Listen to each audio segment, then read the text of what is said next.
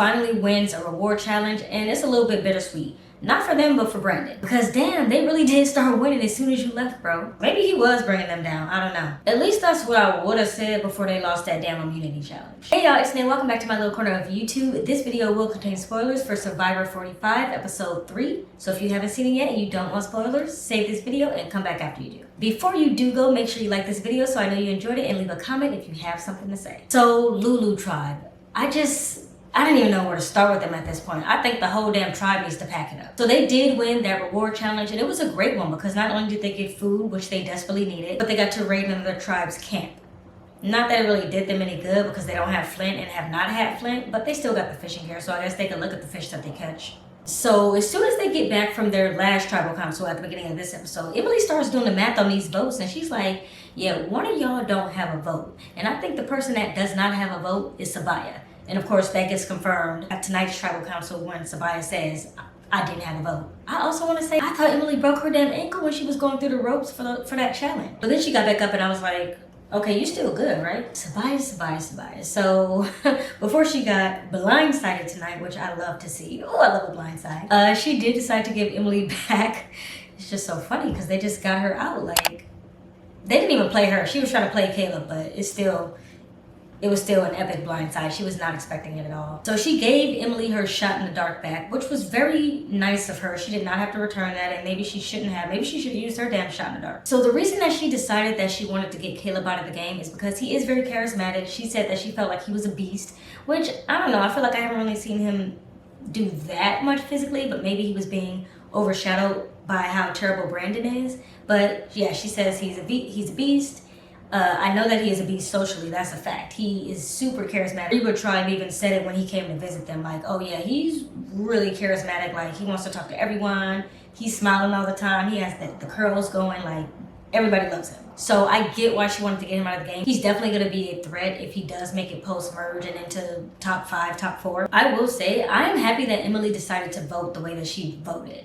And I think it was very smart on her end. Kaleb, the entire time, has really been kind of on her side. She was kind of building a relationship with Sean and Sabiyah, but they weren't really for her.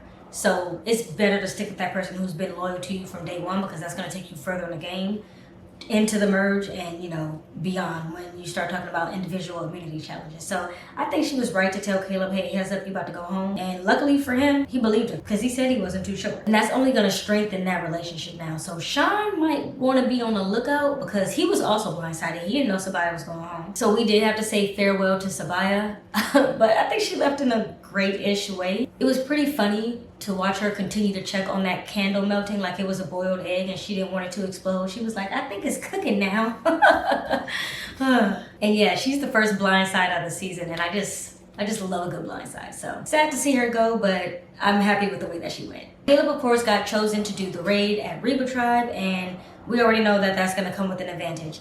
The advantage that he gets is kind of an advantage for him in the sense that it's going to hopefully help him build a relationship, but it's really an advantage for someone on the other tribe. He gets this goodwill advantage, and basically if someone loses their vote, the goodwill advantage is gonna basically give them their vote back. So it's like they never lost the vote to begin with. He decides to give it to Drew, who in turn decides that he's gonna give it to Austin because Austin is the one who really needs it. Speaking of the Reba Tribe, so he was still looking for that idol. He knew that it was by the coconut tree, and he finally decides to pull somebody else in on it, and he gets Drew to help him look for it. Now, I don't know why they went the route of lying about saying that they were looking for it to the 2 women in their alliance, Julie and Dee, but they decided to go that route initially, and then they changed their minds after. So they go looking for it. They eventually do find it, and actually they end up finding it with the help of Julie and Dee, so I guess it worked out that they told him. Now, funny enough, when Drew gets caught digging up by the coconut tree, he immediately throws Sifu under the bus, and that damn man didn't have nothing to do with looking for this idol.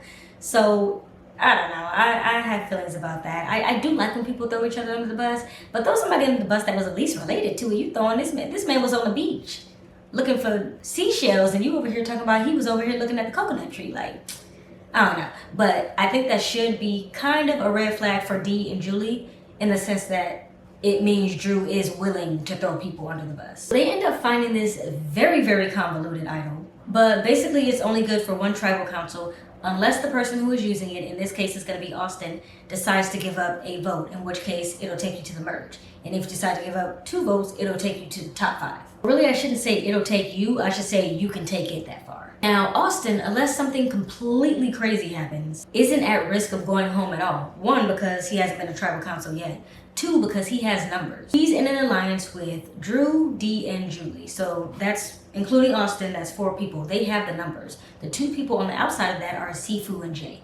They already have the numbers. That's 2 votes right there that he could just not vote in. All of a sudden, he's taking that idol all the way to top 5. He can definitely give up those 2 votes at 2 tribal councils and still have the numbers that it won't even basically impact the vote. So I think he's gonna be good unless something crazy happens. You never know in the game of Survivor. Literally anything could happen. Somebody could feel like he backstabbed them and it could all end and blow up in his face. But as of right now, he's pretty much sitting pretty.